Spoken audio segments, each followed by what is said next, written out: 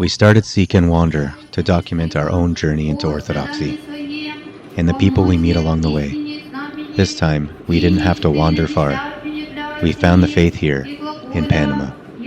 And we found her. Sister Ekaterina is the nun of our parish. She sings, she writes icons, she feeds us after liturgy. We see her every week. What we didn't know was that her story stretched halfway around the world and back into the past her own family had been forbidden to speak of.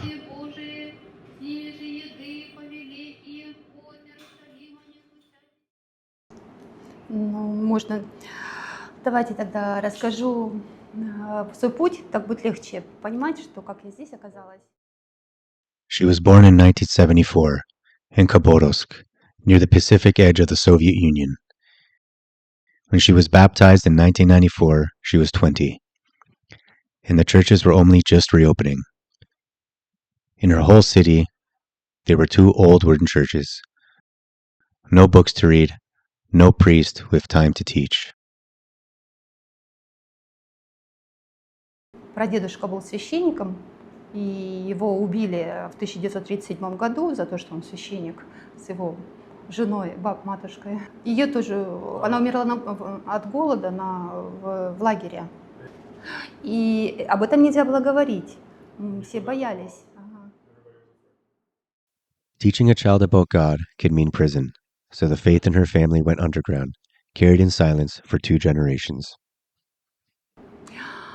И когда мы крестились, мне казалось, что это было самое главное событие в моей жизни. Ну и я уже сделала все, что нужно, что для своего спасения. Такая вот мысль у меня была. И только в 27 лет я узнала, что это только начало. After her baptism, she didn't leave the world behind. She studied medicine, became a dentist, university, internship, residency, training in Moscow, and came back to Khabarovsk to a real profession and a stable life. And still, the pull was the other way. At 27, she found her first spiritual father, Bishop Aristarka. He lived in a neighboring city, so they traveled to him to confess and receive communion. Little by little, the church became the center of everything. Призывающая благодать, то есть благодать, которая дается человеку, который только входит в храм, она очень сильная. Благодать от Бога. Gracia de Señor. Ага. То есть это была полнота жизни, в которой я находила радость и именно богатство всей жизни в общем. Такой истинной какой-то жизни, истинно настоящей. She threw herself into everything, cleaning and decorating the church, running a prayer group, feeding the poor from a little gazebo by the temple, with food they bought and cooked themselves, reading the Akathist each week to war veterans in a home on the edge of the city. Да, потом многих мы даже по именам знали, уже на улице здоровались. A priest once sent her to read the gospel daily to a dying parishioner, to keep a sectarian group from pulling her away in her final weeks. Когда ты находишься в храме, ты идешь, и даже иногда бывало такое, как ты с трудом идешь в храм. И как бы тебе даже это сложно описать, что это такое, как будто кто-то отвлекает, что ли, там, может быть, там какие-то дела надо это. Ты не можешь прям легко и просто забежать. То есть надо было преодолевать много препятствий. То ты заходишь в храм, и было такое ощущение, что все исчезает, все, что ты прошел, что преодолел, и ты находишься, вот Господь, ты, и какое-то счастье вот такое, что ты можешь помолиться, можешь здесь побыть, какая-то радость такая. И ты с этим потом можешь идти домой. И это было очень часто. Это Господь прям очень сильно мне давал вот эту благодать, очень сильно, я это помню. И эту радость ее ни с чем нельзя спутать, невозможно. То есть она настолько наполняла, что все остальное как бы отпадало. Я еще болела сильно, очень болела. И вот эти боли, вот это все уходило куда-то. There was one obstacle. She had been seriously ill since birth, and her spiritual father wouldn't bless her for the monastery. He knew her body couldn't bear it. He told her only to wait and to pray, and that the Lord would give everything in His time. She waited years, and then, at around 37, she was healed, completely, in a single day. She still has no other word for it than a miracle. Then came Father Anthony, a spiritual father who had founded a men's monastery with a small women's community, living the monastic rule nearby. She closed out her old life, her work, her mortgage, and asked to join. He simply asked her, "Do you want to be a nun?" Маме это было очень тяжело далось, но она благословила вот иконы Казанской как раз, Божьей Матери. Взяла ее и благословила меня. И я очень благодарна ей. 4 sisters, an ordinary construction wagon fitted out by hand, a bedroom, a tiny kitchen, a corner to pray. The first winter in Khabarovsk, the snow came in September. Ночью заводила будильник, и через каждые 2 часа он мне звенел. И я просыпалась, и у меня первое дело, я сначала просыпалась и рукой так вот по батарее. Все нормально, она не погасла, и вот это долго у меня такой рефлекс был. Within a year, they had their own chapel in a second wagon, then an iconography school people came to from the city, 20 at a time. She drove the bus, gathered everyone, fed them, gave up her own bed to pilgrims on the big feast days. Да, самое главное, научиться служить другим людям. Watching over all of it, the monastery, the brothers, the sisters in the forest, was their bishop, Bishop Ignatius, and in 2016 he was sent across the world to lead the church in Argentina and South America. Father Anthony went with him. She followed 2 weeks later. In Buenos Aires, she did what she always had done. She organized the life. Housing, food, worship for a whole new diocese. After 3 years, she was made dean, the one who keeps the daily order, and she became the bishop's driver, learning a new city well enough to bring Bishop Ignatius to a lecture at exactly 10 o'clock. Never early, never late. She carried one question she couldn't answer alone. Was it God's will to start a women's monastery here in Latin America? On a trip home to Russia, a friend, an abbess in Moscow monastery, knew an elder, Father Ilya, old, ill, seeing almost no one. Twice she was told it would never happen. Then, the same day, she got a message, "Come."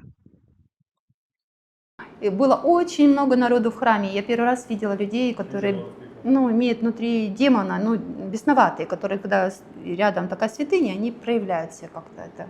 Когда рядом такой святой человек. Вот, ага.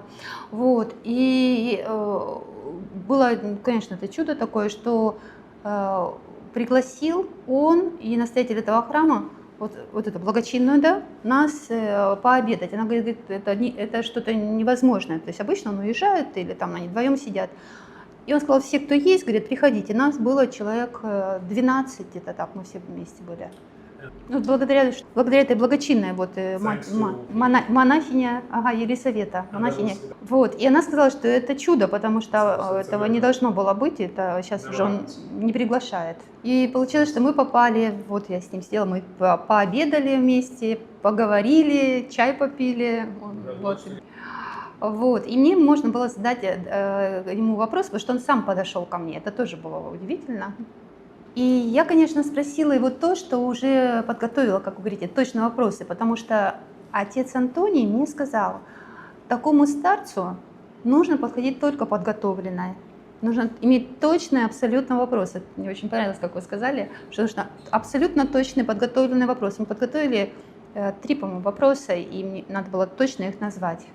Да, и вот один из вопросов это был, есть ли воля Божия, чтобы мы организовывали монастырь женский в Латинской Америке, или есть ли воля Божья, чтобы я там жила, то есть тогда мы еще думали о монастыре. Да, и он сказал, что да, есть, не переживай, езжай, говорит, в Америку. She now had her answer, and she was ready to return to Argentina. But before she left, the elder stopped her. There was something about her he already seemed to know. И мы поговорили, потом старец, если, конечно, он мне сказал, вот, хочу ли я сама жить в монастыре, я спросила, говорю, да, хочу. Но почему-то его больше интересовало, говорит, как ты живешь со здоровьем, говорит, тебе нужно очень сильно смотреть. И он как бы подошел, и мне это совсем было неинтересно говорить об этом. А он почему-то сказал, что именно проблема вся вот в том, что тебе нужно очень строго смотреть за своей именно здоровьем. И тогда меня это поразило. То есть я этого не спрашивала, это вообще не планировалось. Я не планировала, это было странно, но в любом случае в Аргентине мне еще лучше стало по здоровью, только в конце там, только в последний год у меня совсем сдало сердце, и как бы сейчас есть проблема. Да. She returned to Buenos Aires, into the life she had built there. The services, the singing, the iconography school, the endless work of keeping a diocese running. For a while, everything continued as it was. And then the world changed. Bishop Ignatius retired and returned to Moscow. The monastery she had hoped for never came to be. But before he left, he gave her one last blessing, to follow Father Anthony, who had already gone ahead, and so, after Khabarovsk, after Buenos Aires, she set out one more time.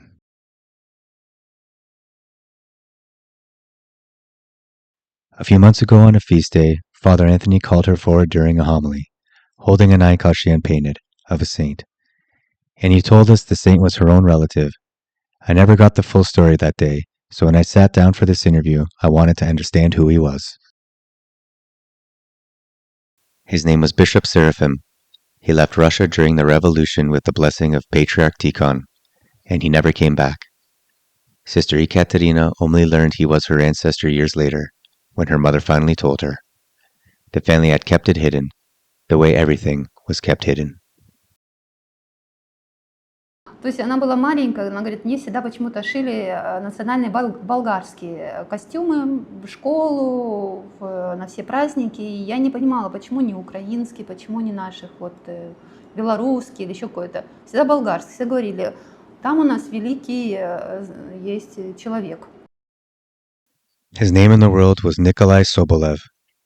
Before the revolution, he had taken a failing seminary in Voronezh and made it the best in the country. In exile, he became a defender of the faith, writing volumes against the heresies of the age, bringing the Russian parishes of Bulgaria into the Moscow Patriarch, comforting a generation of refugees. He died in 1950. Before his death, he promised his spiritual children he would never leave them, and to this day people leave written prayers at his tomb in Sofia. In 2016, the Russian and Bulgarian churches together glorified him as a saint, Seraphim of Sofia, the Wonder Worker. Ну, думаю, что здесь вот именно случилось то, что говорят, когда происходит зло какое-то, то Господь на базе даже вот то, что делает зло как против церкви, Он на этой базе может вырастить большой урожай. Что это значит? Near the end, I asked Sister Ekaterina what home means to her. Her answer began with loss, but it did not end there. Знаете, я раньше думала, что дом там, где родители, но сейчас они умерли уже. She remembered a letter from Elder Anatoly of Optina to a young nun who wanted to go home. The elder told her that she had not yet understood what home really was. И он ей пишет, ты, говорит, не понимаешь, что такое домой. Говорит, твой дом – это монастырь. Да, твоя мать – это вот игуменья, которая тебя опекает, да, и Богородица, и Господь, они пекутся о тебе, чтобы ты попала в Царство Небесное, потому что ты здесь уже. И вот когда у меня умерли родители, я думала, что это как бы раз дома нет, а внутри-то остается вот это качество духовное, ты с Богом, когда... Понимаете, как батюшка Святой Антоний говорит, с Богом нигде не страшно, везде хорошо, даже не страшно, он говорит, с Богом везде хорошо, то есть с Богом ты везде дома. Он говорит, самое главное быть с Богом, не терять его, вот четко прям. When I asked her about happiness, she did not describe comfort, success, or even peace. She described something that has to be given away. Да, и вот всегда я была счастлива в церкви. А пожив в церкви, когда вот мы уже сейчас, я понимаю, что этим счастьем надо делиться, что нужно отдавать. Может быть, это очень больно, тяжело, потому что вот соприкасаешься иногда с чужой болью, с чужими проблемами. Но потом Господь восполняет в 10 раз. Сначала больно, тяжело, но потом Господь восполняет в 10 раз. Then I asked her the question behind the name of this channel. What does it mean to seek and to wander?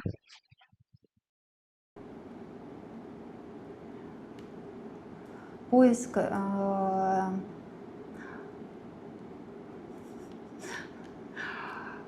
Вспоминаю опять, как я покрестилась, я думала, что все, я все нашла, понимаете? Я думала, что я спасена, и я вот, я сейчас, если умру, я буду в раю.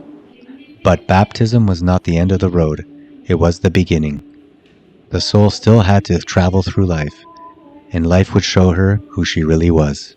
Вот, то есть твоя душа вот пока идет по жизни, вот в Китае это как бы, я думаю, идти по жизни, ну неважно, как ты идешь, но это именно вот этот путь жизненный, да, вот этот путь жизненный, он тебе покажет все, если ты идешь с Богом, он тебе начинает показывать тебя внутреннего, ты понимаешь, что ты не можешь жить в раю, потому что тебе нужно измениться.